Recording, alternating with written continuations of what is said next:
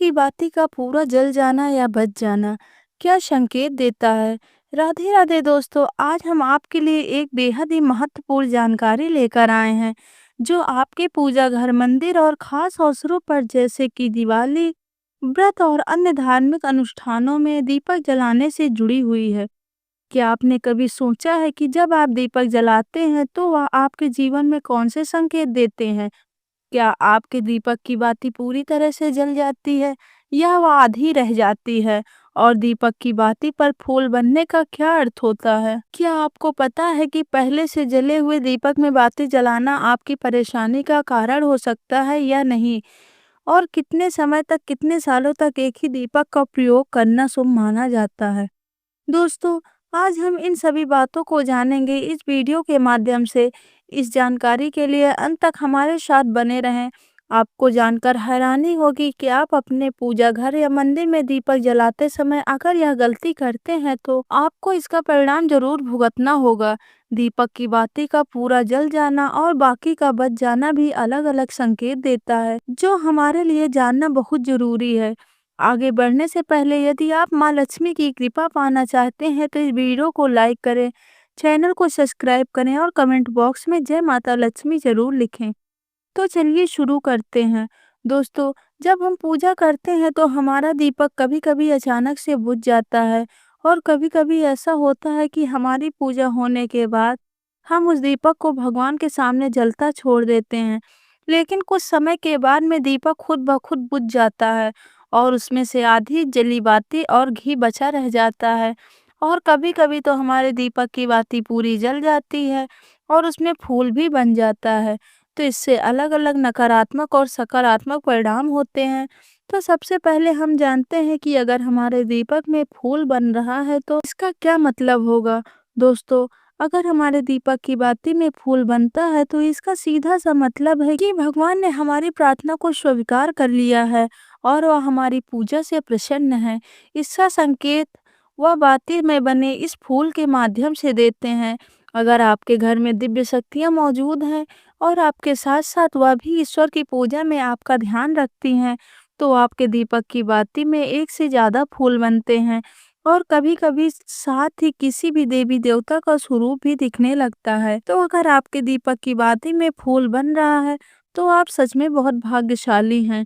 इसी के साथ दीपक जलाने के भी कई खास नियम आपको ज़रूर जान लेने चाहिए। दोस्तों, अगर आप पहले से जले हुए दीपक में अपनी बाती रखकर जलाते हैं तो ऐसा करने से दुर्भाग्य आपका पीछा कभी नहीं छोड़ता है। अगर दीपक में पहले से जली हुई बाती की राख या फिर रुई और कालिक है तो आपने अपनी बाती उसमें रखकर जला दी तो ऐसा करने से भगवान आपसे नाराज हो सकते हैं और आपको इसके बहुत से भयानक परिणाम देखने को मिलते हैं। आपके बनते हुए काम भी बिगड़ने लगते हैं, आपकी तिजोरी का धन खर्च होने लगता है और आपके धन आने के रास्ते भी बंद हो जाते हैं। तो हमेशा ध्यान रखें कि जब भी आप दीपक जलाएं तो वह हमेशा साफ सुथरे दीपक का ही इस्तेमाल करें।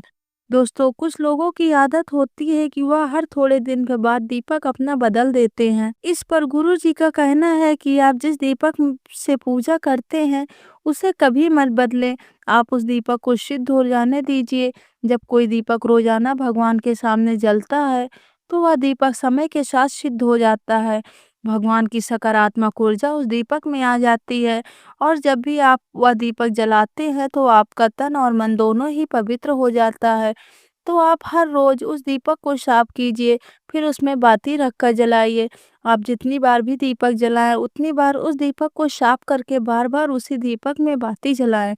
लेकिन अगर आप गलती से भी उस दीपक को बदलते हैं तो आपकी तरक्की में रुकावट आ सकती है। इसीलिए आप अपने दीपक को कभी भी मत बदलना। 10 साल या 20 साल तक आप उस दीपक को लगातार बाती जलाएं। इससे आपका दीपक सिद्ध हो जाएगा और आप इसका चमत्कार अपने घर में भी देख सकते हैं। अगर आपके घर में कोई भी रोगी हो, बीमार हो या किसी का बुखार नहीं जा रहा हो तो आप उस दीपक को थोड़ी देर के लिए किसी पानी के बर्तन में डाल दीजिए और उस पानी को रोगी को पिला दीजिए। दोस्तों, 10 से 15 मिनट के भीतर उसका बुखार उतर जाएगा। वहीं अगर आपके घर में किसी को नज़र लग गई या फिर आपके व्यापार में किसी की नज़र लग गई हो तो आपका धंधा अच्छे से नहीं चल रहा हो तो आप इस दीपक को तांबे के बर्तन में पानी भरकर उसमें डाल दीजिए और रात भर के लिए छोड़ दीजिए। अगले दिन सुबह पानी का छिड़काव अपने घर में और अपनी दुकान पर कीजिए।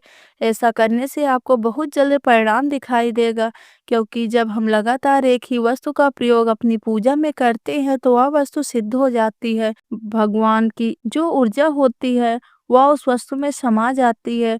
तो कभी भी अपने मंदिर के दीपक को बदलने की गलती ना करें। दोस्तों, अगर आपके मंदिर का दीपक टूट जाता है या फिर खराब हो जाता है, खंडित हो जाता है, तभी आप उस दीपक को बदल सकते हैं। लेकिन फिर भी आप उस दीपक को ना फेंकें, बल्कि इसे अपने घर में संभाल कर रखें, क्योंकि यह भगवान की सकारात्मक ऊर्जा का भंडार होता है। वहीं अब आपको यह भी बता दें कि अगर आपके दीपक की बाती पूरी तरह जलती है और आपके दीपक में घी बच जाता है, तो इसका क्या परिणाम होता है। दोस्तों, सबसे पहले यह देखेंगे कि अगर आप किसी भी पेड़ पौधे की पूजा कर रहे हैं और पूजा में जलाया हुआ दीपक पूरी तरह जलता है या फिर उसमें घी बच जाता है, तो इससे आपके घर में बीमारियां घर बना लेती हैं और यह बीमारी कभी भी आपका पीछा नहीं छोड़ती। तो जब भी आप किसी भी पेड़ पौधे या मंदिर के बाहर किसी भी स्थान पर पूजा करें, तो ध्यान रखें कि उसकी बाती पूरी तरह जले और उस पे घी बचा हुआ ना रहे, क्योंकि यह आपकी अच्छी सेहत के लिए बहुत ज़रूरी है और बहुत अच्छा प्रभाव देगा।